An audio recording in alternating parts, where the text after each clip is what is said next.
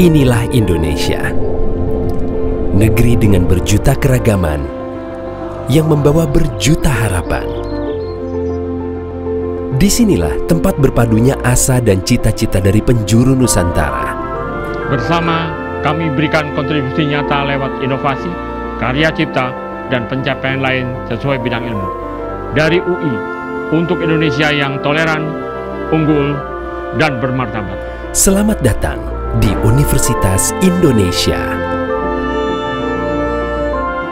Dari masa ke masa, Universitas Indonesia terus tumbuh dan berkarya.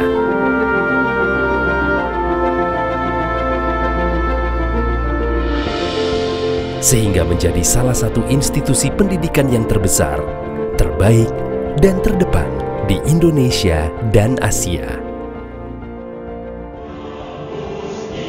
Di sini, di Universitas Indonesia, berhimpunlah putra-putri terbaik bangsa. Dari beragam latar belakang, kami bangun sebuah komunitas intelektual yang saling memperkaya hasanah pengetahuan dan nilai kemanusiaan. Untuk mendukung pengembangan generasi yang unggul, Universitas Indonesia menghadirkan fasilitas penunjang studi bertaraf internasional serta mengimplementasikan teknologi tinggi untuk mendukung riset dan perkembangan industri.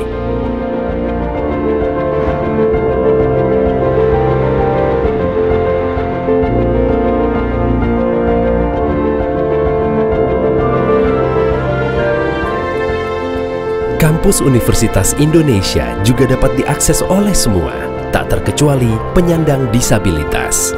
Sebagai komitmen kami dalam mewujudkan pendidikan inklusif, dengan dukungan moda transportasi yang ramah lingkungan dan inisiatif penggunaan sumber energi terbarukan, Universitas Indonesia kian mengokohkan diri menjadi kampus hijau yang mendukung pembangunan berkelanjutan.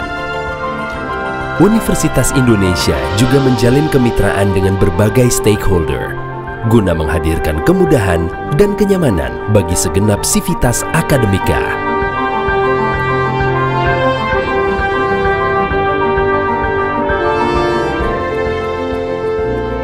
Karena setiap insan adalah unik, dengan bakat dan minat yang beragam, Universitas Indonesia membuka peluang sebesar-besarnya bagi tiap individu untuk menggali dan mengembangkan talentanya. Dengan dukungan ragam fasilitas dan unit kegiatan mahasiswa, Universitas Indonesia mendorong semua mahasiswa untuk mewujudkan mimpi dalam prestasi.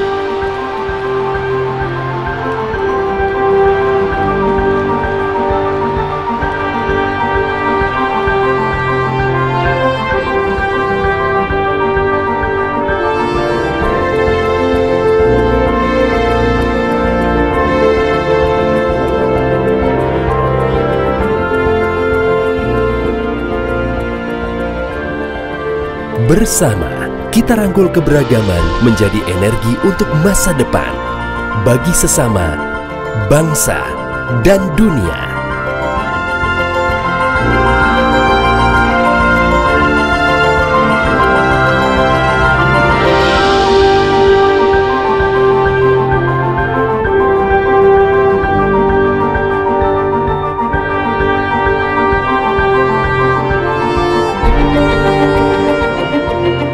Universitas Indonesia, rayakan keberagaman.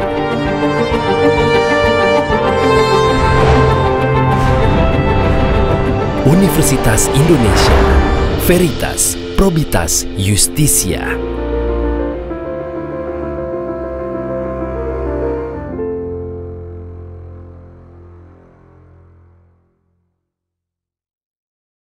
Dan mengabdi Tuhan dan mengabdi bangsa dan negara Indonesia.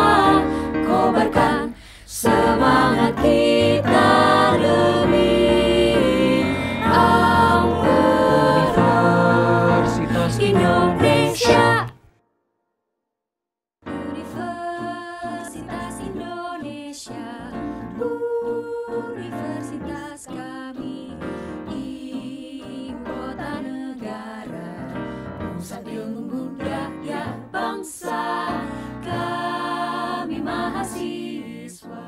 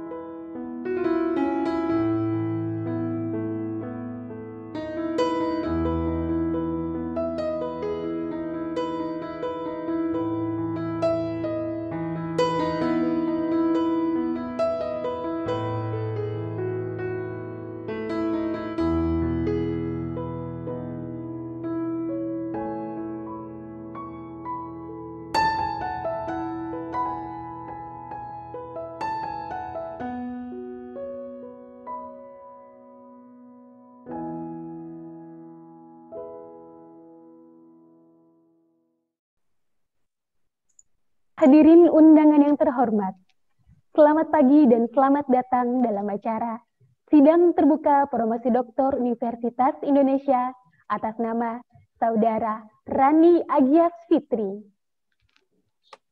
Hadirin yang terhormat, selama Sidang Terbuka Promosi Doktor berlangsung, kami mohon dengan hormat agar speaker dan video dalam keadaan non-aktif. Terima kasih.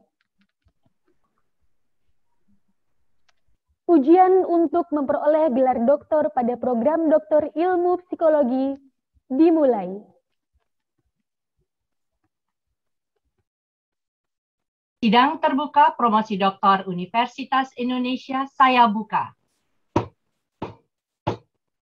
Saudara calon doktor, Sidang Terbuka Promosi Doktor Universitas Indonesia yang saat ini berlangsung akan menguji saudara berdasarkan disertasi saudara yang berjudul Keingintahuan Sosial sebagai Mekanisme Penahan Kecemasan Kematian dalam Perspektif Terror Management Theory. Selanjutnya, dengan ini saya persilahkan Dr. Bagus Takwin, M.Hum Psikolog selaku promotor untuk memulai acara ujian. Saudara calon doktor, saya persilakan membacakan secara singkat ringkasan atau inti dari disertasi saudara, maksimum selama 15 menit.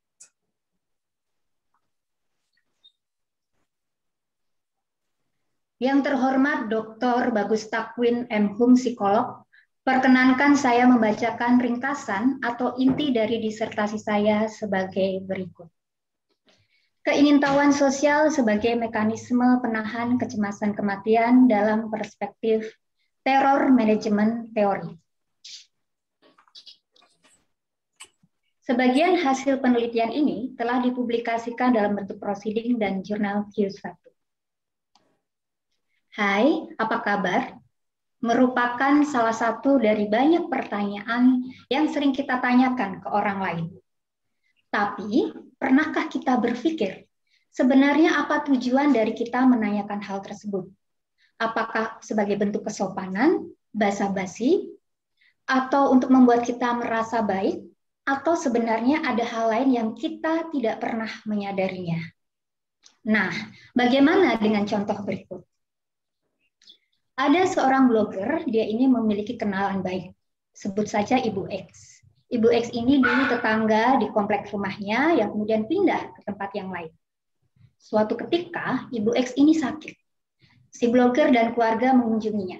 Pada kesempatan itu, Ibu X menanyakan kabar dari tetangga dan tukang sayur di kompleks rumahnya dulu.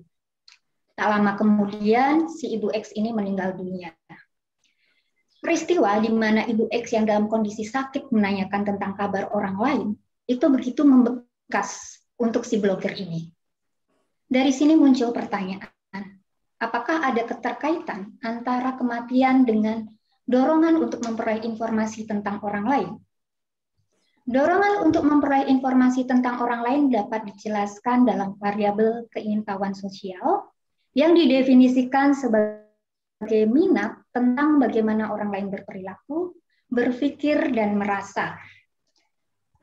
Keingintahuan sosial merupakan konstruk psikologi yang dikembangkan berdasarkan pada dua teori. Pertama, teori need to belong. Jika dikaitkan dengan kasus Ibu X, teori ini menjelaskan keingintahuan sosial yang dimiliki oleh Ibu X ini didasarkan pada dorongan untuk memiliki relasi yang baik dengan orang lain, sehingga dia diterima menjadi bagian dari kelompok sosial. Nah, kalau ditelusuri lebih jauh, teori ini sebenarnya lebih menjelaskan fungsi dari keingintahuan sosial. Teori ini juga kurang memberikan penjelasan tentang bagaimana proses atau mekanisme terjadinya keingintahuan sosial. Teori kedua adalah teori jak informasi. Jika dikaitkan dengan kasus Ibu X, dorongan untuk memperoleh informasi tentang orang lain itu karena dia tidak memiliki informasi yang terbaru tentang tukang sayur dan tetangga di kompleks rumahnya dulu. Informasi yang baru dimiliki itu akan mengisi kesenjangan antara informasi yang telah dimiliki dan yang belum dimilikinya. Teori ini memang bisa digunakan untuk menjelaskan keingintahuan, tetapi bukan keingintahuan sosial. Kenapa? Karena dia hanya menyasar aspek pemikiran atau kognisi dari terjadinya keingintahuan. Sedangkan keingintahuan sosial itu lebih kompleks, sehingga teori ini tidak bisa menjelaskan kenapa orang akhirnya terdorong untuk memiliki relasi dengan orang lain dan juga memiliki kontrol terhadap lingkungannya.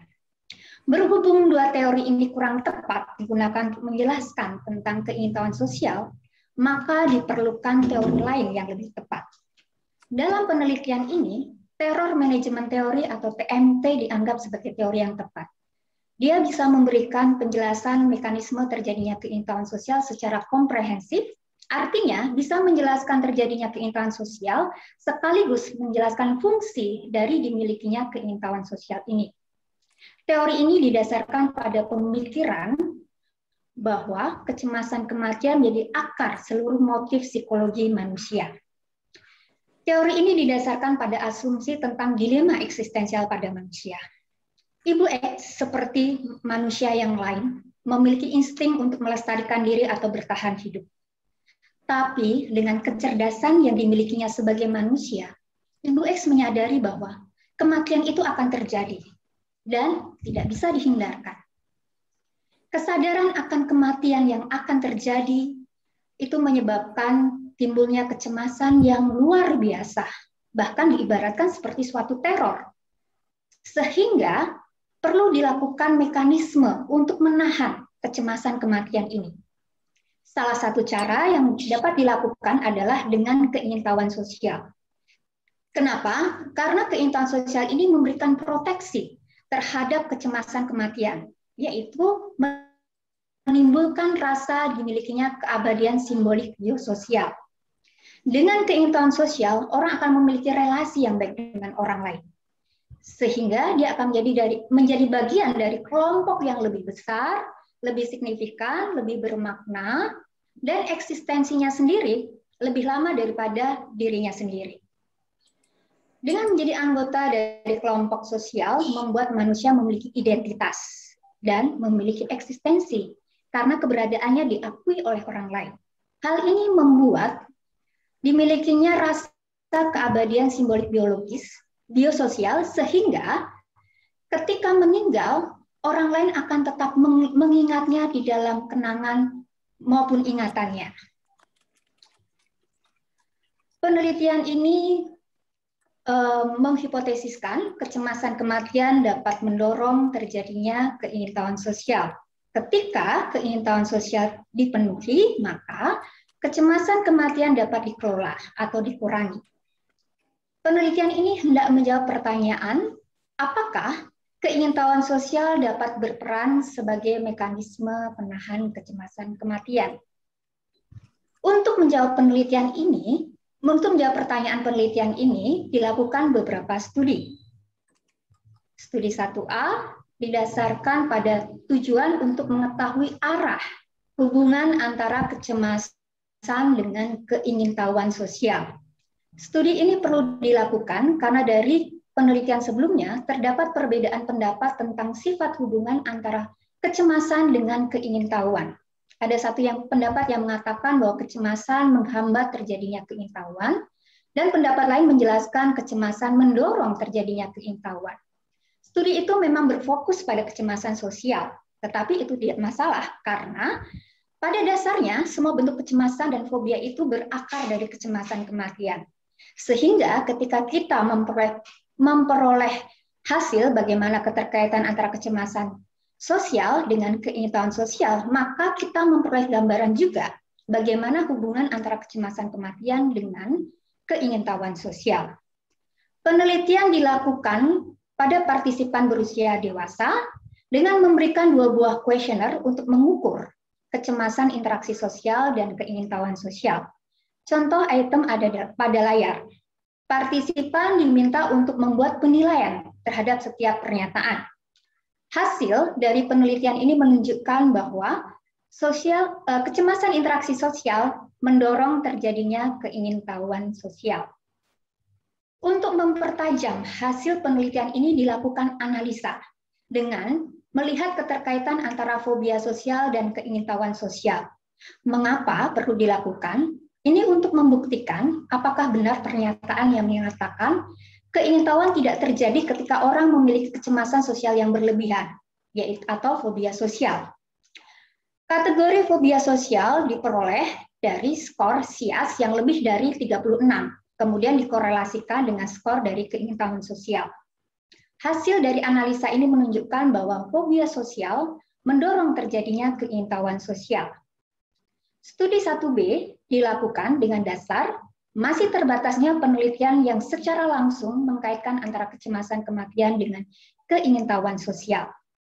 Penelitian dilakukan pada partisipan berusia dewasa dengan memberikan 2 buah kuesioner yang mengukur kecemasan kematian dan keingintahuan sosial.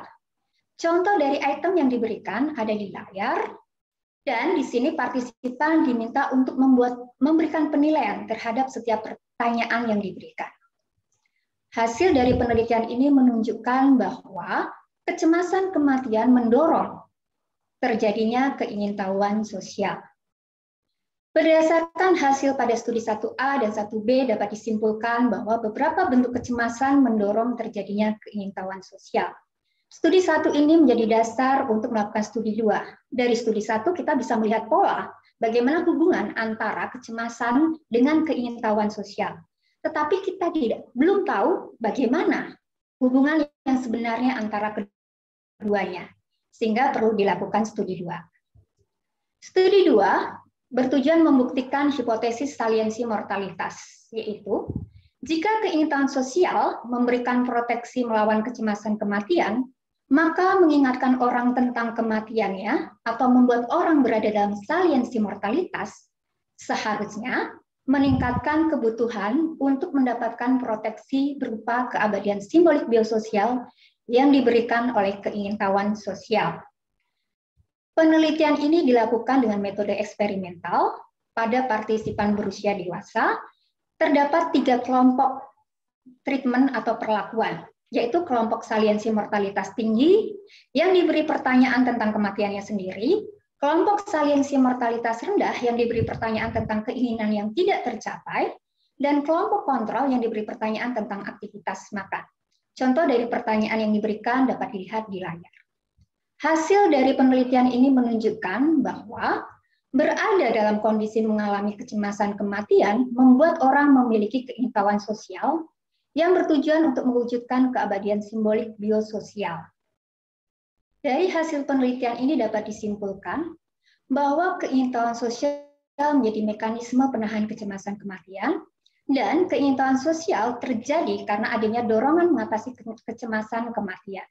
Kalau kita kembalikan ke kasus Ibu X, maka dapat dijelaskan keingtahuan sosial yang dimiliki oleh Ibu X ini terjadi karena adanya kecemasan kematian, sehingga dia perlu mewujudkan keabadian simbolik biososial melalui keingtahuan sosial.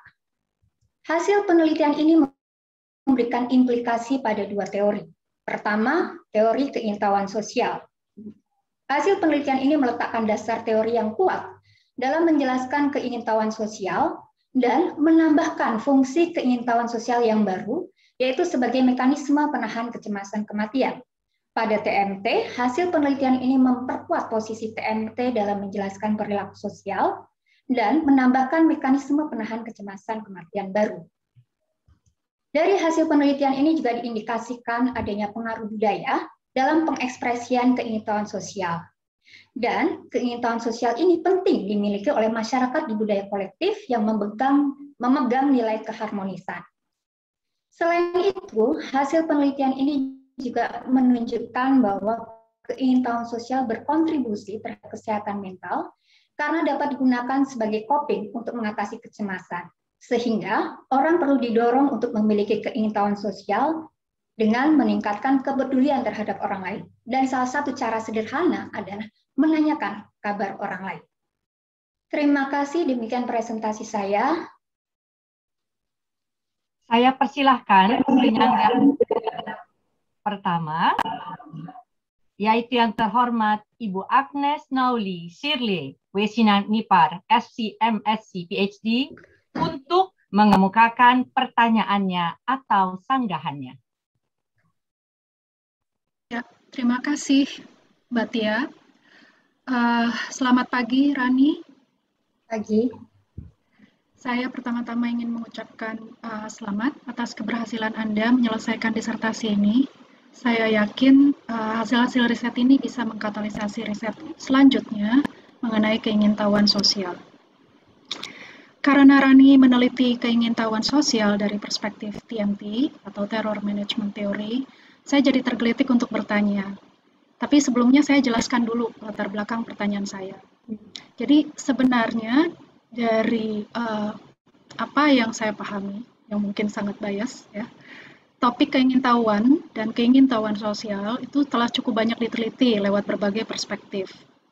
Dalam misalnya ilmu yang saya pelajari selama S3, yaitu Cognitive Neuroscience, sudah sekitar 20 tahun belakangan ini, keingintahuan dianggap sebagai konsekuensi logis dari fungsi otak sebagai mesin untuk memprediksi dunia.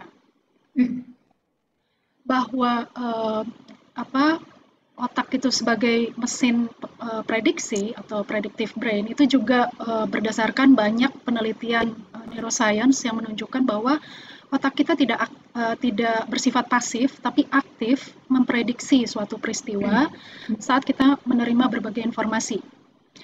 Nah, menurut Carl Friston, seorang neuroscientist, keingintahuan itu juga sangat terkait dengan perilaku eksplorasi dalam proses belajar dan pengambilan keputusan untuk mengatasi masalah ketidakpastian.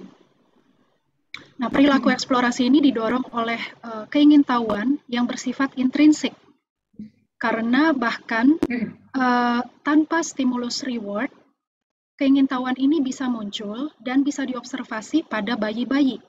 Dan terkait hal ini, Jürgen Schmidhuber, seorang peneliti neurorobotics, pernah mengatakan, dia bilang, bahkan tanpa adanya stimulus reward yang bersifat eksternal, bayi, ilmuwan, dan banyak orang lainnya menjelajahi dunia mereka.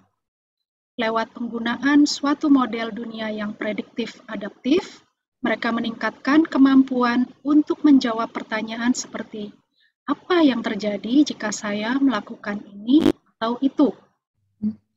Artinya sangat mungkin keingintahuan sosial itu sudah merupakan feature intrinsik dari otak manusia yang terseleksi dari proses evolusi.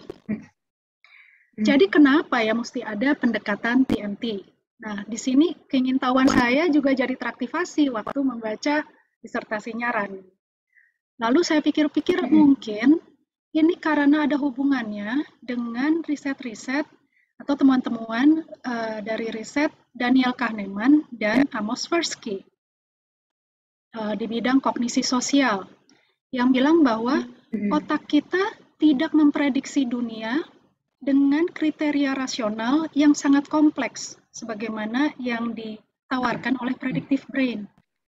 Hampir setiap saat, eksplorasi kita akan dipengaruhi oleh bias kognitif yang didasari oleh asumsi-asumsi kontrafaktual yang sifatnya irasional. Jadi, lewat TMT, mungkin kita bisa mengobservasi apakah keyakinan-keyakinan irasional ini sifatnya stagnan atau terus berubah, atau dalam perubahan itu diperkuat oleh mortality salience. Dan contohnya misalnya bisa kita amati di masa pandemi ini. Pandemi COVID-19 ini adalah peristiwa yang mengenerate mortality salience terkuat hingga sekarang. Jadi selama beberapa tahun ke depan umat manusia mungkin akan terus bergulat gitu ya dengan teror pandemi. Ketika mortality salience hadir lewat ancaman pandemi, begitu banyak orang memperkuat keyakinan irasional mereka mengenai gender dan ras yang dibangun dari pola kepercayaan tertentu. Contohnya, studi dari David Rosenfeld dan kawan-kawannya menunjukkan bahwa kepatuhan terhadap stereotip gender tradisional cenderung menguat selama pandemi coronavirus di US. Kemudian studi lain dari Kanada juga menunjukkan adanya penguatan keyakinan irasional yang disebabkan oleh existential threat di masa pandemik. Dan keyakinan irasional ini yang saya maksud adalah keyakinan xenofobik pada orang Cina di US juga. Jadi ini semua menunjukkan adanya pergolakan dan perubahan keyakinan irasional yang disebabkan oleh existential threat di masa pandemi. Nah, kenapa mesti ada keyakinan irasional ini? Karena mereka dianggap bisa memproteksi self-esteem dan menahan kecemasan akan kematian. Predictive brain nggak bisa memprediksi atau menjelaskan hal ini. Nah, pertanyaan saya, sayangnya, belum terjawabkan di riset-riset sebelumnya dan saya belum menemukan secara eksplisit di disertasi Rani. Jadi mungkin Rani sebagai seorang ekspertis di bidang keingintahuan sosial bisa membantu saya. Apakah keingintahuan sosial yang didorong oleh mortality salience juga akan berada di bawah pengaruh penguatan keyakinan yang bersifat irasional? Dan tolong elaborasi apa implikasinya pada perilaku eksplorasi manusia dari perspektif TMT. Terima kasih. Menjawab pertanyaan atau sanggahan dari penyangga pertama yang terhormat Ibu Agnes Nauli Sherliwe Sianipar SC, MSc PhD. Jadi menurut saya memang keingintahuan sosial itu suatu motivasi intrinsik, itu betul. Tapi dia juga merupakan bisa dilihat juga sebagai suatu state. Kemudian keingintahuan sosial ini terjadi karena dalam disertasi ini dijelaskan karena adanya mortality salience. Nah, apakah ini terkait dengan pemikiran yang memperkuat pemikiran irasional atau tidak? Sebenarnya itu terkait dengan pandangan dunia budaya tentang nilai yang dimiliki oleh kelompok atau seseorang gitu. Nah, di sini saya melihat bahwa keingintahuan sosial ini sebagai mekanisme penahan kecemasan kematian akan dimiliki oleh orang yang memegang nilai bahwa hubungan interpersonal itu ada sebagai sesuatu yang positif. Jadi ada hal yang bisa diperoleh melalui relasi dengan orang lain. Kemudian yang kedua, pada orang-orang yang memiliki nilai-nilai tertentu, yaitu masyarakat yang memegang nilai keharmonisan relasi dengan orang lain. Seperti itu. Jadi Sesungguhnya apakah ini sebagai sesuatu yang rasional atau irasional itu sebenarnya tidak menjadi fokus dalam penelitian ini. Itu di sini saya hanya melihat keingintahuan sosial sebagai kondisi yang dipengaruhi oleh motivasi menjauh, yaitu adanya dorongan untuk menghindari terjadinya ketidaknyamanan. Seperti itu. Oke, tapi kalau secara teoretik bagaimana, Rani? Secara teoretik? Jadi kita beyond disertasi coba. Oke. Jadi sebenarnya bagaimana, apakah itu suatu keyakinan yang rasional atau irasional, itu mungkin saja terjadi ketika, kalau berdasarkan TMT ya, kalau itu merupakan keyakinan dari si individu tersebut dan membuat dia merasa nyaman, atau membuat itu dapat mengurangi kecemasan kematian yang dimilikinya. Itu merupakan sesuatu yang sah-sah saja. Seperti itu. Asalkan dia memberikan makna terhadap hal tersebut. Gitu. Ya, maksud saya apakah dia akan memperkuat keingintahuan sosial? Maksudnya keingintahuan sosial ini berinteraksi nggak dengan keyakinan-keyakinan irasional? Bisa saja. Oke. Atau bisa dan bisa tidak. Gitu. Mungkin ini perlu untuk lebih lanjut, diteliti lebih lanjut dengan memperhatikan value atau nilai-nilai yang dipegang dari si partisipan untuk menjawab pertanyaan Mbak Agnes ini. Oke. Ya. Selesai. Makasih. Saya persilahkan penyanggah berikutnya, yaitu yang terhormat Dr. Zainal Abidin, MC, untuk mengemukakan pertanyaan atau sanggahannya. Selamat pagi, terima kasih Ibu Ketua Sidang. Saudara Rani, selamat atas progres yang sudah Anda lakukan di dalam studi ini sehingga Anda bisa duduk di kursi sidang ini. Disertasi ini sebetulnya mengangkat salah satu tema yang sebut klasik sebetulnya di dalam filsafat, yaitu tentang death anxiety. Tapi Anda dengan cukup baik membingkainya dalam tren teori kontemporer dalam psikologi, yaitu TMT. Nah, ini cukup menarik ya, apalagi diteliti dengan menggunakan metode penelitian yang juga cukup menarik, yaitu eksperimen. Nah, ini salah satu alasan kenapa saya memberikan apresiasi atas apa yang sudah Anda lakukan. Tapi meskipun demikian, saya harus mengajukan sejumlah pertanyaan. Sebetulnya ada dua pertanyaan.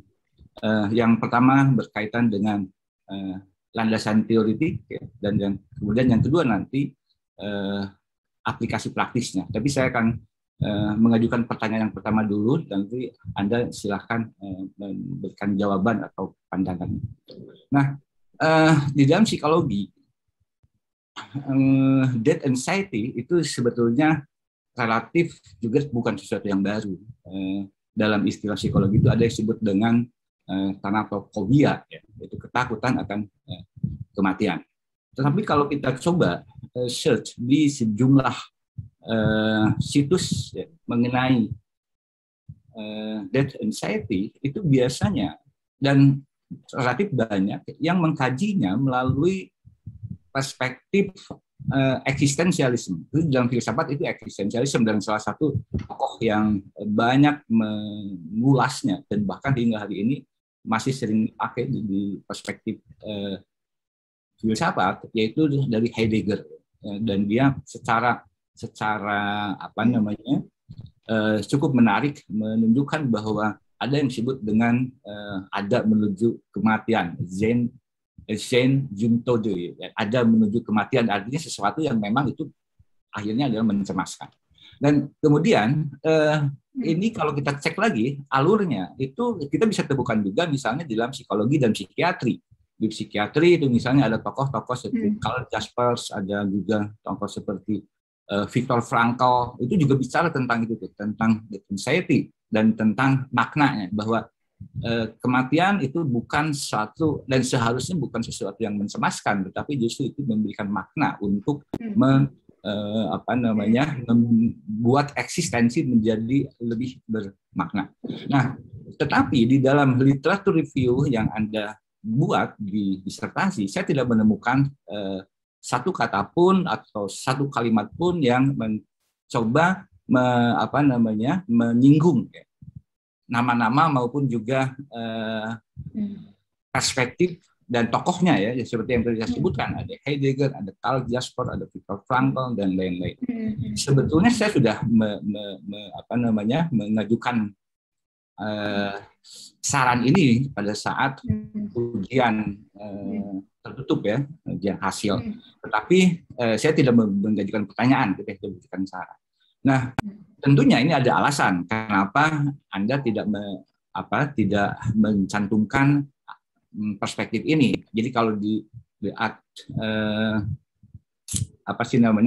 kalau bicara tentang historisitas teoritik itu Anda tidak cantumkan.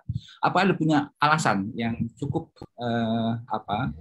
bisa diterima bahwa ini memang tidak perlu dibahas? Silakan.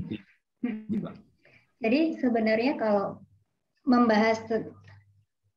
menjawab pertanyaan atau sanggahan dari penyangga kedua yang terhormat Dr. Zainal Abidin MSI, jadi sebenarnya kalau dilihat dari TMT sendiri memang betul dia didasarkan pada teori eksistensial dan psikodinamika. Jadi sebenarnya teori ini sudah diramu dengan menggabungkan dari berbagai pemikiran, gitu. Sehingga menurut saya ketika itu memang bagus Pak, maksudnya menelusuri sampai ke akar-akarnya. Tapi di sini adalah TMT itu sudah ada dari berdasarkan analisa gabungan dari berbagai teori. Di eksistensial tadi yang Bapak sebutkan bahwa kematian membuat orang mencari makna sehingga dia memiliki eksistensi dirinya, gitu ya. Kemudian di TMT juga sebenarnya dibahas tentang psikodinamikanya, bagaimana sisi kecemasan itu. Jadi memang penggabungan antara psikodinamika, kalau kita lihat semua teori psikodinamika, itu membahas tentang kecemasan. Apa yang dilakukan orang untuk menghadapi kecemasan. Seperti Freud, tadi yang Bapak singgung, mengatasi kecemasan dengan menggunakan defense mechanism. Jadi sebenarnya itu sudah terangkum dalam teori si TMT ini. Sehingga saya tidak mengambil terlalu jauh atau terlalu ke belakang teori-teori yang mendasarinya. Seperti itu. Oke. Ini pertanyaan kedua ya, yang berkaitan dengan praktisnya. Karena jujur harus saya katakan bahwa apa yang sudah Anda lakukan itu sangat-sangat menarik ya, dan kemudian dinarasikan juga dengan cukup. Maaf, saya tadi terputus ya. Ya. Jadi gini, saya persingkat aja. Saya mau menanyakan sekarang tentang implikasi praktis dari yang sudah Anda lakukan ya. Karena di level teoretik Anda sudah cukup baik. Jadi silakan Pak, singkat saja. Silakan. Jadi kita tahu bahwa dalam kondisi pandemi saat ini informasi-informasi yang berkaitan dengan kehidupan dan juga sekaligus juga tentang kematian itu begitu banyak ya, baik di media sosial maupun juga bahkan di media resmi ya, seperti media massa gitu. Nah, ini tentunya akan mendorong partisipan dan juga masyarakat untuk mencari informasi-informasi itu. Masalahnya adalah informasi yang bukan hanya beragam, tapi juga sering tidak akurat dan justru sering menimbulkan kecemasan. Sehingga di beberapa daerah itu justru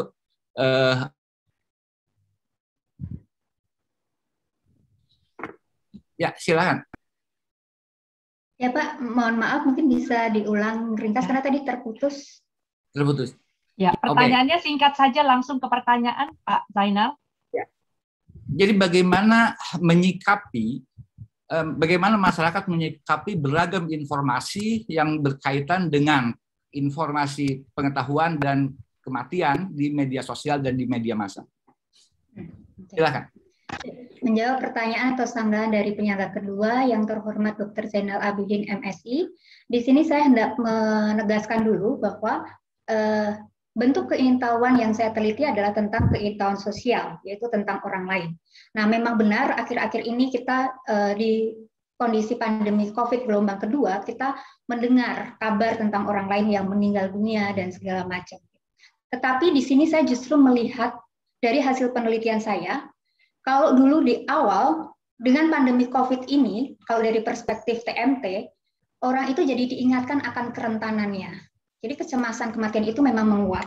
Nah, kemudian orang menggunakan pertahanan yang distal. Mereka melakukan yang namanya physical distancing.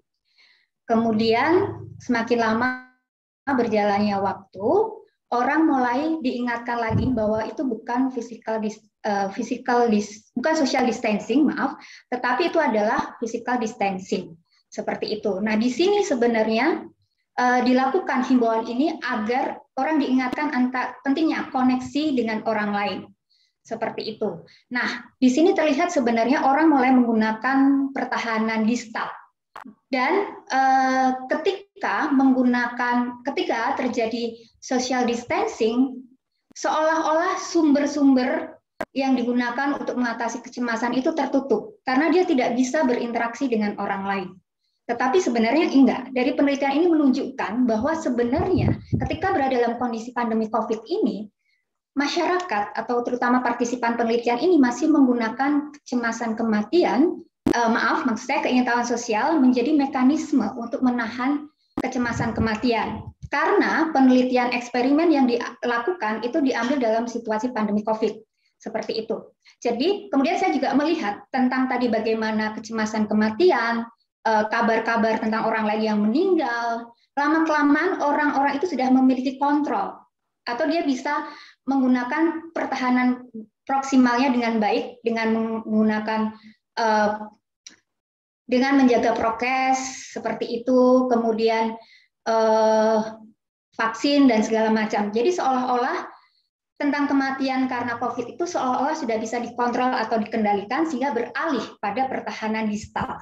Seperti itu, Pak. Oke, cukup. Terima kasih. Saya persilahkan penyanggah berikutnya, yaitu yang terhormat Dr. Rahman Ardi, M.Psych Psikolog, untuk mengemukakan pertanyaan atau sanggahannya. Terima kasih kepada Ibu Ketua Sidang. Saya sekaligus mengucapkan selamat kepada Promovenda, Ibu Rani Ages, karena sudah sampai pada tahap final. Dan saya melihat bagaimana Promovenda juga sudah menjawab semua tantangan yang ada pada ujian sebelumnya, terutama pada perbedaan gap teoretik pada level grand theory. Dan saya melihat di sana perbandingan tabelnya dan lain sebagainya, itu juga sangat memudahkan kemudian orang untuk bisa membanding level grand theory, bukan hanya pada level middle range theory. Juga pada konstruk lain yang mirip-mirip dengan keingintahuan, misalnya openness to experience dan pencarian informasi dan lain sebagainya. Ini sangat baik sekali. Mungkin saya lihat excellent sekali kemudian cara membandingkannya. Pertanyaan saya adalah berkaitan dengan kesimpulan yang disebutkan bahwa kecemasan interaksi sosial maupun kecemasan kematian bisa memprediksi keingintahuan sosial dengan arah positif. Di studi 2 juga dituliskan saliansi mortalitas mengaktifkan keingintahuan sosial yang secara eksplisit bertujuan mewujudkan keabadian simbolik biologis. Ini menarik ya. Mungkin pertanyaan saya aja ringkas saja, secara praktis dan operasional, sekiranya hasil ini jika diterapkan pada setting klinis, semisal pada pasien paliatif yang tidak lagi responsif terhadap pengobatan kuratif, atau misalnya terhadap pasien yang memiliki suicide ideation, seperti apa? Karena saliansi mortalitasnya mungkin akan sangat terasa di sana. Terima kasih banyak, Ibu Rani. Oke. Menjawab pertanyaan atau sanggahan dari penyangga ketiga yang terhormat Dr. Rahmat Ardi, M.Psych Psikolog. Jadi kalau dikaitkan dengan pasien-pasien yang mengalami kondisi dekat dengan kematian atau bertujuan untuk suicide, gitu kan? Berarti sebenarnya bagaimana ketika dia tidak bisa berkomunikasi dengan orang lain. Jadi saya tidak mengatakan bahwa sebenarnya keingintahuan sosial itu bukan terjadi ketika dia mengalami kondisi yang dekat dengan kematian. Jadi sebenarnya keingintahuan sosial ini digunakan sebagai mekanisme penanganan kecemasan kematian adalah jauh-jauh hari, bahkan ketika manusia itu lahir. Seperti itu. Karena dari awal manusia itu merupakan makhluk sosial di mana sudah terjadi interaksi, attachment dengan pengasuh, orang tua, dan segala macam. Dari situ terbentuk bonding tentang interaksi sosial. Jadi sebenarnya kita tidak bisa memandang pada satu kasus atau kondisi saja, tapi kita melihat ini secara general, kenapa akhirnya kita bisa mendapatkan penjelasan, kenapa sih orang perlu memiliki relasi dengan orang lain, kenapa sih orang perlu ingin tahu tentang orang lain, gitu ya, kenapa dia menanyakan kabar orang lain. Nah, di sini adalah penjelasan dari disertasi saya. Seperti itu. Oke. Mas Ardi. Terima kasih banyak, Bu Rani. Pertanyaan saya yang kedua adalah berkaitan dengan hasil, di mana disebutkan bahwa jenis kelamin itu bukan merupakan prediktor yang kuat terhadap keingintahuan sosial. Dan laki-laki terdorong untuk memiliki keingintahuan sosial hanya pada kelompok usia muda. Bagaimana kemudian Promovenda bisa menjelaskan hal ini?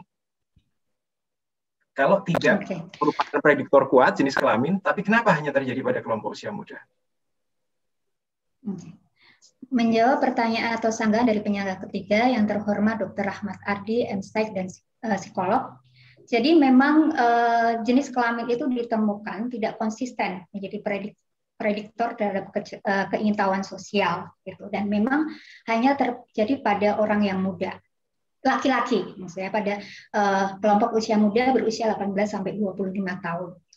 Ketika ini terjadi pada laki-laki dengan kondisi dikaitkan dengan kecemasan kematian, ya, di situ saya melihat pada orang yang berusia dewasa muda, mereka itu mulai mengembangkan tentang karirnya, pekerjaannya, kehidupannya, sehingga sangat dibutuhkan otonomi.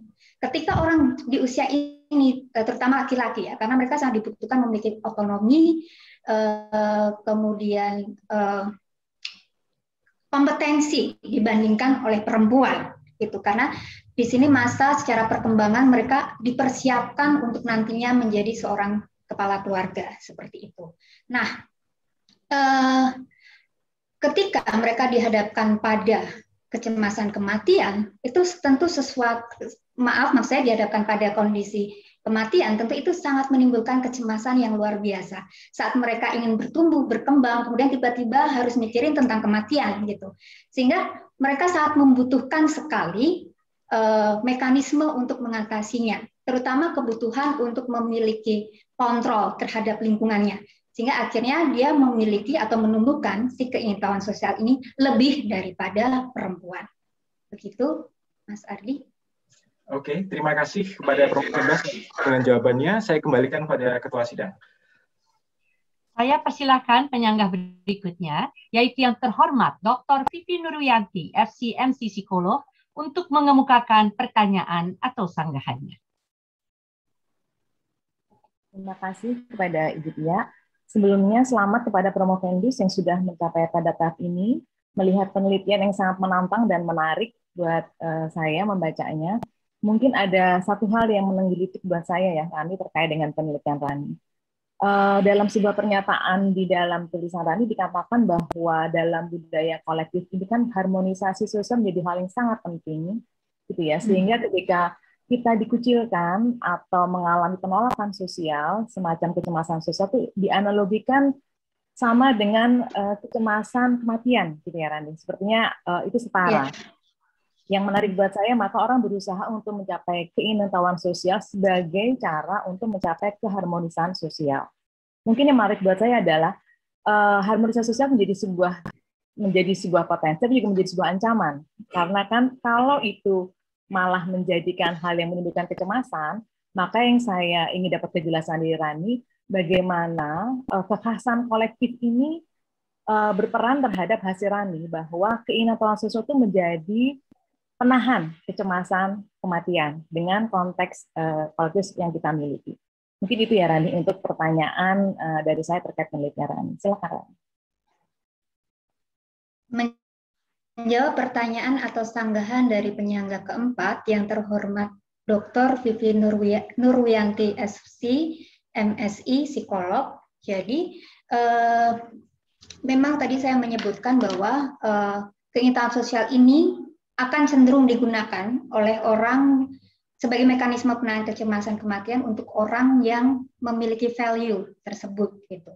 Nah, bagaimana? Jadi begini, bagaimana orang di budaya kolektif itu berusaha agar tidak terjadi konflik karena mereka ingin hidup secara harmonis. Tujuan yang dicapai adalah tujuan bersama, bukan individu. Gitu. Nah, ketika ada suatu perilaku yang menyimpang atau ada suatu perilaku yang salah, mereka akan khawatir bahwa akan mendapat penolakan atau tidak diabaikan oleh lingkungan sosialnya. Sehingga untuk menghindari hal tersebut, untuk menghindari kondisi tersebut, orang berusaha mempelajari tentang norma atau aturan yang terjadi dalam suatu budaya. Nah, hal ini sangat diperlukan keinginan sosial ini. Jadi sebenarnya ini berpotensi digunakan sebagai upaya untuk mencegah terjadinya kematian secara sosial itu atau diasingkan dari kelompok sosialnya. Seperti itu. Terima kasih Rani untuk penjelasannya. Mungkin agak menyinggung pertanyaan Rani terkait dengan kesadaran proksimal dengan kasus pandemi menjadi hal yang krusial ya. Kematian sejarah menjadi proksimal ya. Boleh nggak Rani bisa menjelaskan bagaimana implikasi atau saran Rani pada masyarakat terkait dengan fakta proksimal menjadi kesadaran kematian menjadi hal yang sangat menyatu dengan diri kita saat ini. Apa yang bisa Rani katakan dengan hasil penelitian Rani? Menjawab pertanyaan atau sanggahan dari penyangga keempat yang terhormat Dr. Vivi Nurwiyanti SC, MSI psikolog. Jadi sebenarnya kalau dari penelitian saya fokusnya di pertahanan distal. Gitu. Cuma saya melihat dari kacamata TMT bahwa masyarakat ini sudah melakukan pertahanan distal. Ketika pertama kali terpapar dengan kondisi COVID, itu ketakutan kematiannya itu begitu terasa. Sehingga memang melakukan social distancing dan segala macam. Tapi kemudian kalau saya melihat hal ini sudah mencoba diatasi dengan tadi melakukan prokes, kemudian vaksin, dan kita lihat tak lama kemudian orang sudah mulai keluar, gitu kan, entah bertemu orang lain atau segala hal. Nah, yang mau saya tekankan di sini sebenarnya adalah pertahanan distalnya. Jadi sebenarnya kita ini bisa bersama-sama menghadapi kecemasan kematian karena kondisi pandemi COVID ini. Gitu. Dengan apa? Dengan menggunakan pertahanan distal tersebut. Bahkan ada juga ajakan untuk kita itu saling peduli secara sosial dan juga untuk bergotong royong bersama. Jadi ini sebenarnya yang akhirnya ditekankan dan sangat terasa sekali di Indonesia ini. Seperti itu, Mbak Vivi. Terima kasih Prof. Rani atas jawabannya. Tadi kita sudah kembalikan kepada Presiden. Terima kasih Rani. Saya persilahkan penyangga berikutnya, yaitu yang terhormat Dr. Diah Triarini Indirasari, FCMA, psikolog, untuk mengemukakan pertanyaan atau sanggahannya. Terima kasih Ibu Ketua Sidang. Sebelumnya saya mau mengucapkan selamat ya kepada Promovendus, Saudara Rani, karena sudah sampai pada tahap ini. Menurut saya, apa yang Anda hasilkan dari disertasi ini cukup memberi kasanah teoritis baru ya, terutama dalam konteks keingintahuan sosial dan teori TMT. Terlebih, Anda juga menggunakan metode eksperimen dalam pembuktian model yang diajukan ya, jadi ini cukup jarang digunakan. Tuh, selamat. Nah, berkaitan dengan pertanyaan dari saya tertarik dengan penjelasan teoritis ya, dari segi teoritis tentang keingintahuan sosial, di mana di situ dikatakan bahwa keingintahuan sosial ini seringkali dikaitkan dengan trait openness to experience dan extraversion. Ya. Nah, bagaimana Anda bisa menjelaskan bahwa orang dengan openness to experience atau extraversion yang rendah itu tetap memiliki keingintahuan sosial dari sudut pandang TMT. Hal ini saya tanyakan berkaitan dengan pengalaman saya sendiri gitu ya.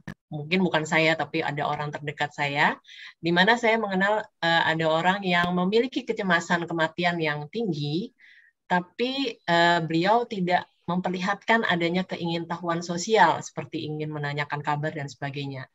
Nah, kira-kira menurut Rani bagaimana ini penjelasannya? Oke. Jadi pertama saya mau menjelaskan dulu bahwa sebenarnya keingintahuan sosial itu memang berkaitan tetapi berbeda dengan openness dan juga extraversion seperti itu. Jadi kalau keingintahuan sosial itu memang dorongan untuk memperoleh informasi tentang orang lain. Nah, openness itu memang curiosity menjadi salah satu bagiannya. Tetapi bukan openness itu bukan seperti itu gitu. Jadi ada unsur kreativitas, imajinatif dan segala macam gitu. Kemudian untuk extraversion itu lebih dorongan untuk extraversion menggambarkan tentang energi yang dimiliki seseorang untuk mengarahkan energinya keluar seperti itu. Nah, jadi menurut saya memang sebenarnya itu sesuatu yang berbeda dan memang seringkali ada keterkaitan seperti itu. Nah, ketika orang memiliki trait ini, karena ada keterkaitan ya ada kemungkinannya akan menjadi kuat keingintahuan sosialnya. Dan mungkin tadi yang dimaksudkan oleh Mbak Ira, mungkin orang seperti yang dicontohkan atau digambarkan oleh Mbak Ira tersebut temannya itu maksudnya tidak memiliki trait itu sehingga dia tidak terdorong memiliki keingintahuan sosial. Nah itu mungkin saja terjadi, tetapi sebenarnya kalau saya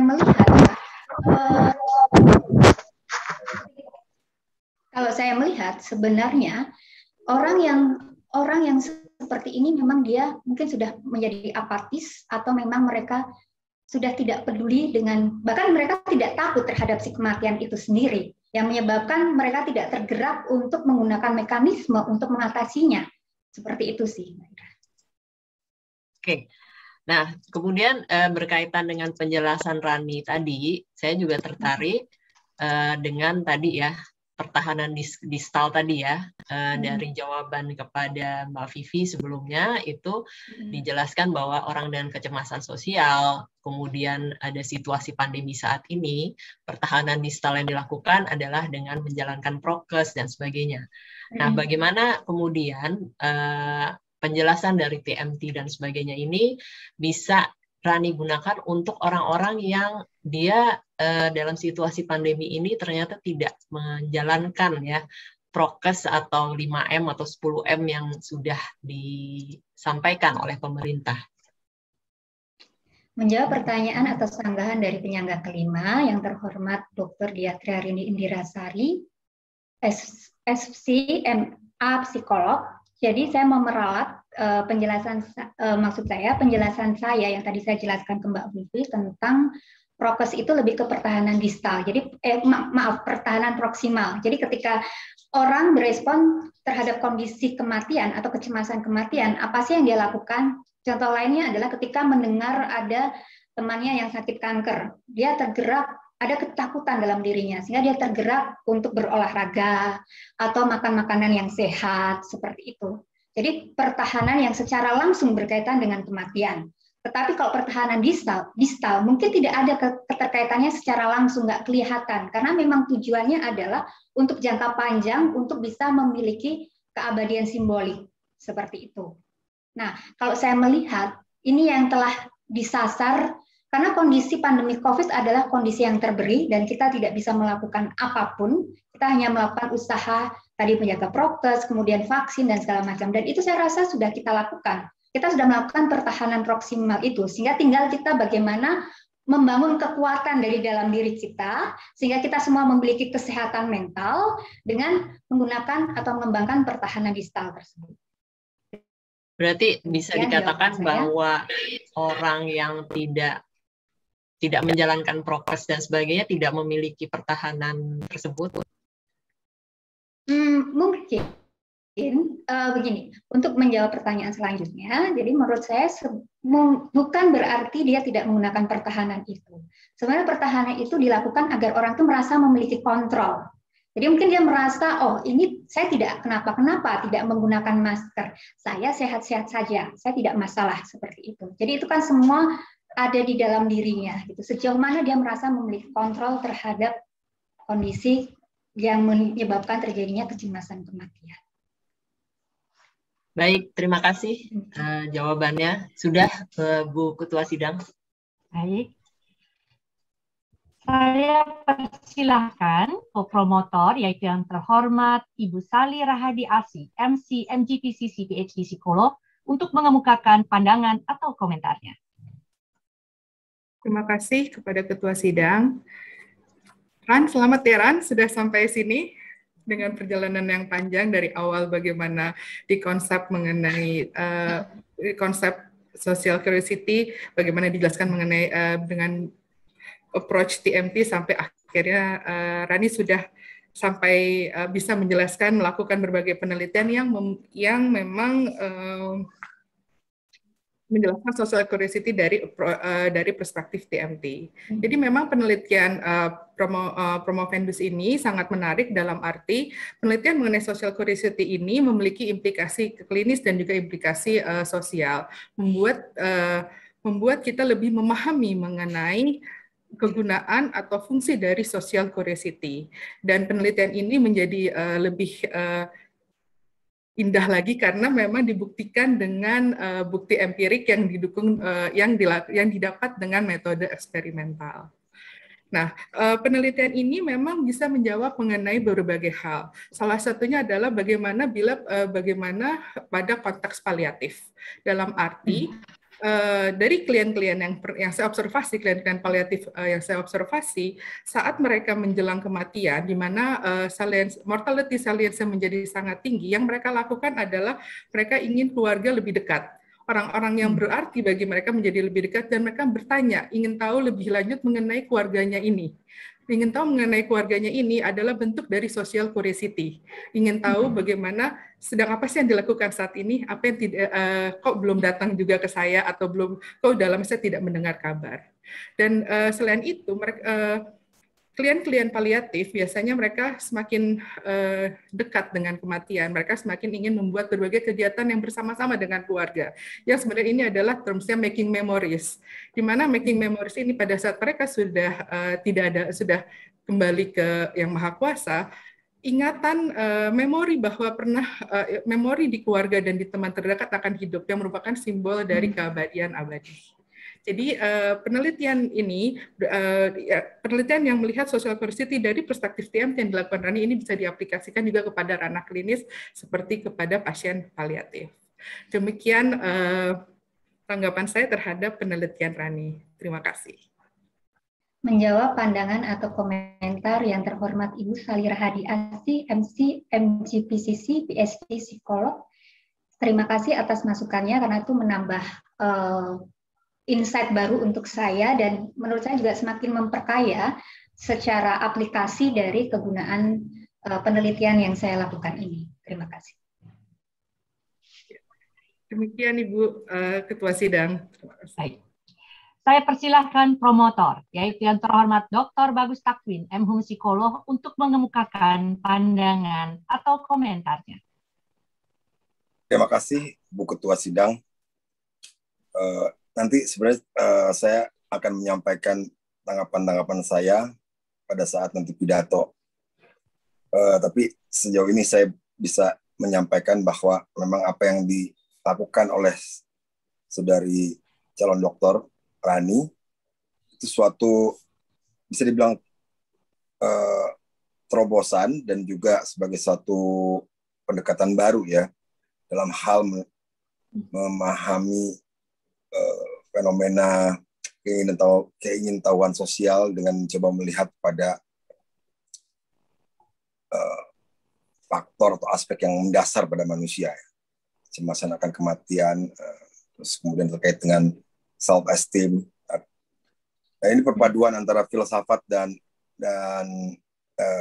psikologi kalau dalam studi-studi terkait dengan bagaimana pemikiran filosofis dipakai untuk menerangkan gejala psikologis itu kita kenal dengan istilah eksperimental filosofi. Ya, jadi ini itu bagian dari psikologi, tapi banyak menggunakan pandangan dan perkataan filsafat, tapi dengan metode eksperimental dalam mencari penjelasannya. Ini yang dilakukan oleh saudara Rani seperti itu ya. Jadi kita di sini mungkin jarang menggunakan pendekatan eksperimental filosofi itu. Saya kira ini baru pertama kali. Nanti sisanya saya sampaikan di pidato sambutan. Terima kasih, Ibu Ketua Sidang. Apakah Saudari Rani hendak merespons dahulu? Silakan. Menjawab pandangan atau komentar yang terhormat Dr. Bagus Takwin, psikolog, saya mengucapkan terima kasih dan atas apresiasi yang diberikan oleh Mas Arven. Demikian. Waktu habis. Ujian telah selesai. Ujian telah berakhir. Izinkanlah saya mengadakan sidang tertutup untuk melakukan penilaian dan sidang saya tunda untuk beberapa saat. Tim penguji promosi doktor Universitas Indonesia meninggalkan ruang sidang terbuka menuju ruang sidang tertutup. Hadirin dimohon berkenan untuk menunggu sejenak sementara tim penguji melakukan penilaian. Kami mohon agar speaker dan video tetap dalam keadaan non-aktif.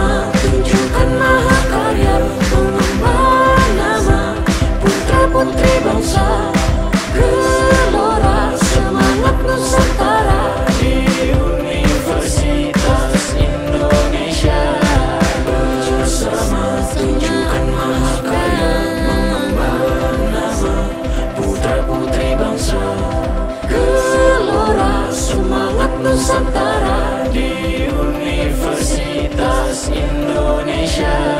Bersama tunjukkan mahakarya, mengemban nama putra-putri bangsa. Gelora semangat Nusantara di Universitas Indonesia.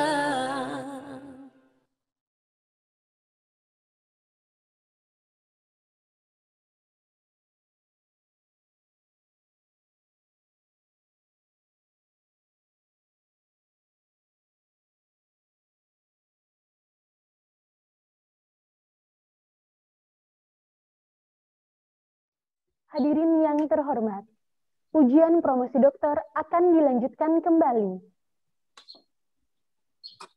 Tim sidang akademik Universitas Indonesia memasuki ruang sidang.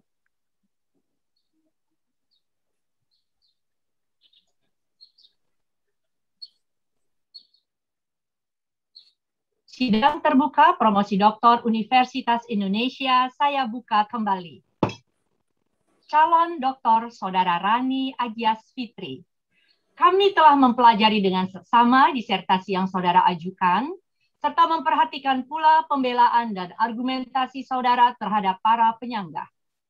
Selanjutnya, tim promotor yang diketuai Dr. Bagus Takwin M. Hum Psikolog telah menyampaikan keterangan mengenai perkembangan keahlian saudara dan juga Ketua Program Studi Doktor telah melaporkan hasil ujian proposal disertasi, ujian hasil riset, serta publikasi artikel ilmiah saudara. Maka berdasarkan itu semua, tim sidang akademik memutuskan untuk mengangkat saudara Rani Agias Fitri menjadi doktor dalam bidang ilmu psikologi dengan yudisium sangat memuaskan. Selanjutnya, saya persilahkan promotor Dr. Bagus Takwin M. Hum Psikolog untuk menyampaikan sambutannya. Sambutan oleh promotor. Terima kasih, Ketua Sidang. Selamat siang hadirin sekalian. Siang ini saya merasa puas dan lega karena telah selesai mengantar Saudari Rani Agias Fitri mencapai gelar akademik tertinggi di bidang psikologi. Mungkin kita bisa memanggil Saudari Rani dengan sebutan Dr. Rani Agias Fitri. Saya sebagai promotor. Pak promotor, tolong kameranya di-on-kan, videonya. Ya, terima kasih. Padahal tidak saya matikan. Oke. Baik.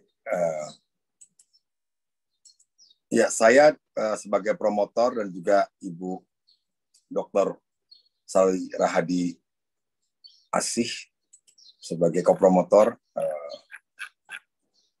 merasa puas, bangga, dan berbahagia atas pencapaian Dr. Rani Agias Fitri.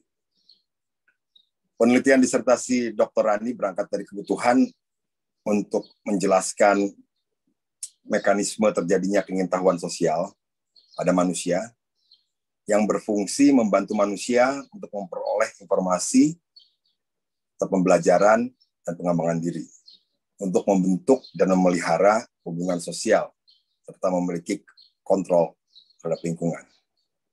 Nah, dengan disertasinya ini, Dr. Rani memberi sumbangan penting bagi psikologi, setidaknya dalam dua hal. Pertama, disertasi ini memberikan penjelasan mengenai fenomena keingintahuan sosial dengan menggunakan pendekatan baru dengan kerangka teoritik teror manajemen teori. Penjelasannya didukung oleh data empirik, ya, menggunakan metode penelitian konvensional dan eksperimental. Dan ini juga memadukan ya, filsafat dan psikologi sebagai sains dan memberikan penjelasan-penjelasan yang bisa didemonstrasikan. Dr. Rani berhasil membuktikan bahwa teror manajemen teori dapat menjelaskan mekanisme terjadinya keingintahuan sosial secara komprehensif dengan mempertimbangkan fungsi-fungsinya. Nah, penelitian ini memberikan penjelasan ilmiah baru atas gejala atau fenomena yang diteliti, sehingga menghasilkan konstruk teoritis yang baru, sekaligus memperkaya teori manajemen teror. Ya, dengan menjelaskan bahwa keingintahuan sosial merupakan salah satu peredam kecemasan akan kematian. Jadi baik dari segi teror manajemen teori maupun dari konstruk keingintahuan sosial itu diperkaya keduanya. Nah, sumbangan yang kedua dari disertasi Dr. Rani adalah menjelaskan mekanisme dari pengaruh keingintahuan sosial terhadap kecemasan akan kematian dengan harga diri, itu self-esteem.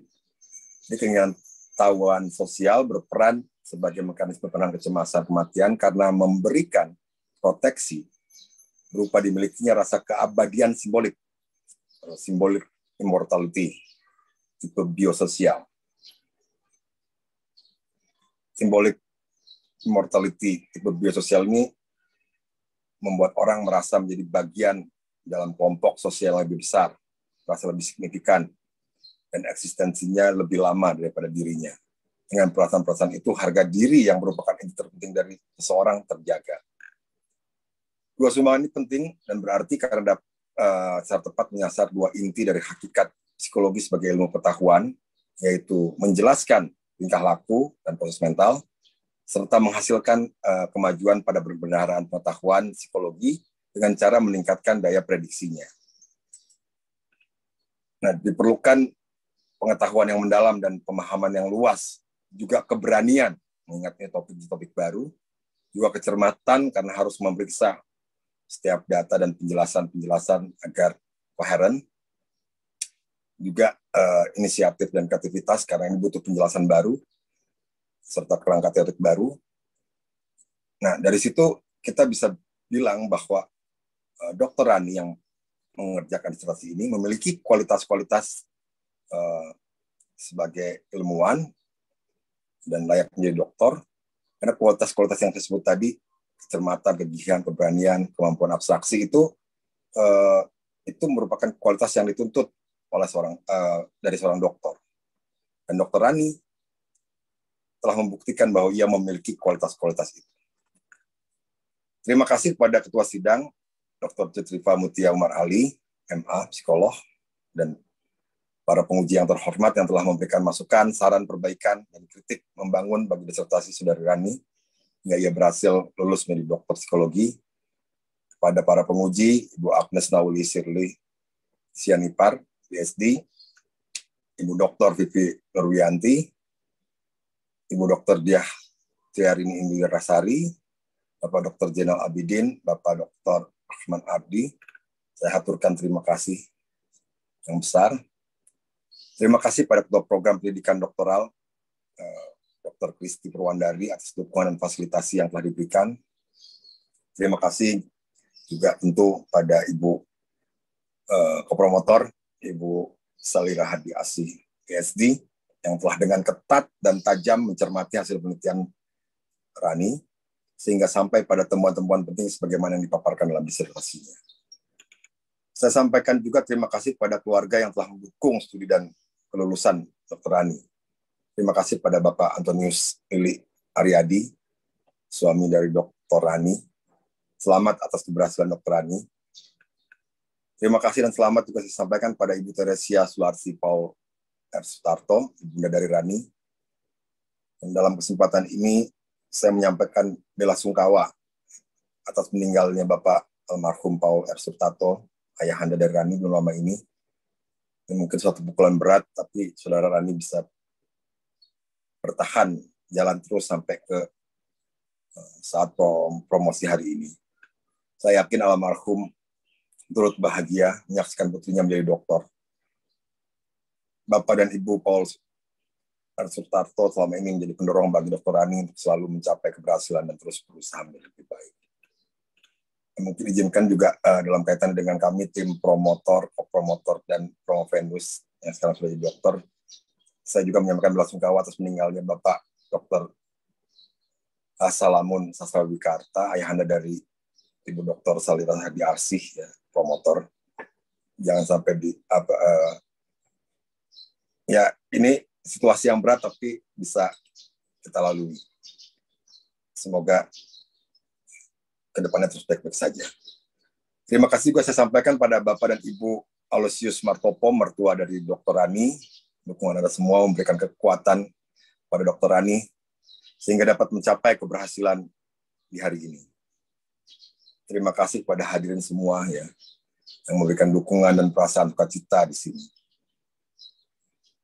Mungkin Dr. Rani lebih lagi sukacitanya karena kalau kita dengar dari beberapa teman, beberapa dosen itu dulunya kayaknya Dr. Rani ini bukan orang yang menampilkan keinginan tahuan sosial yang besar. Malah kadang-kadang dia bilang kok kayak nggak mau tahu atau nggak tahu apa yang terjadi pada orang-orang di sekitar gitu ya. Terus dia kemudian berespon, wah kenapa harus kepo? Tadinya emang istilah kepo yang dipakai kan. Jadi kayaknya saya aja bingung tuh. Kamu tuh kemana waktu itu ngapain? Maksudnya nggak inget ya. Pokoknya nggak tahu orang gitu. Tapi sekarang proses penulisan disertasi ini juga membawa Dr. Rani untuk lebih peduli secara sosial ya. Apakah karena kecemasan kematiannya lebih tinggi atau bukan, itu soal lain. Tapi kepedulian sosialnya dan keingintahuan sosialnya tampak lebih besar sekarang. Ya, terima kasih sekali lagi untuk semua yang telah ikut mengantar tampilnya dokter baru di bidang psikologi, Dr. Rani Agyas Fitri. Selamat siang.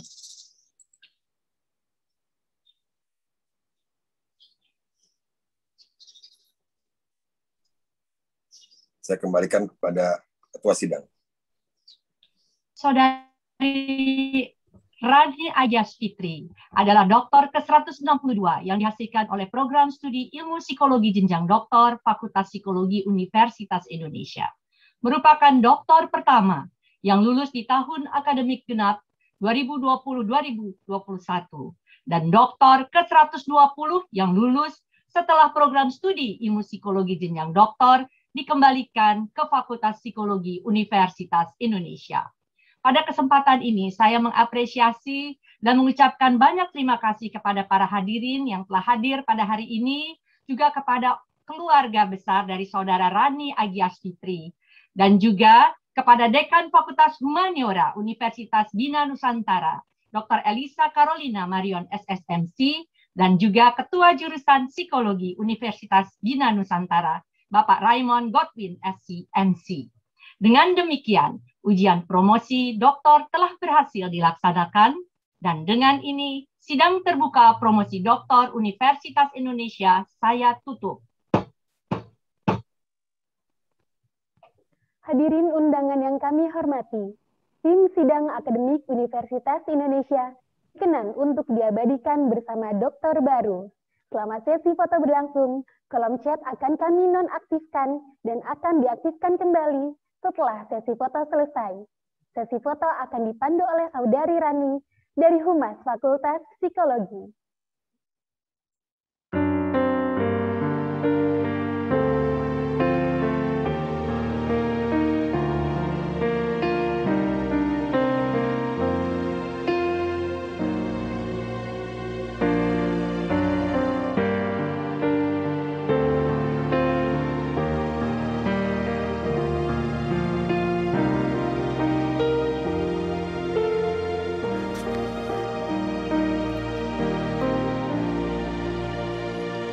Satu rasa persaudaraan, satu dalam berkarya, membangun jiwa yang luhur, berbakti bagi sesama dalam wadah psikologi UI tercinta.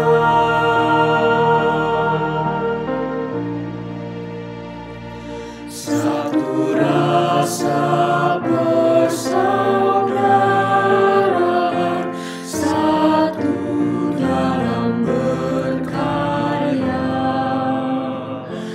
membangun jiwa yang berbakti bagi sesama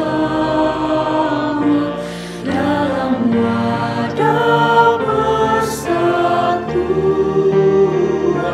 psikologi UI tercinta.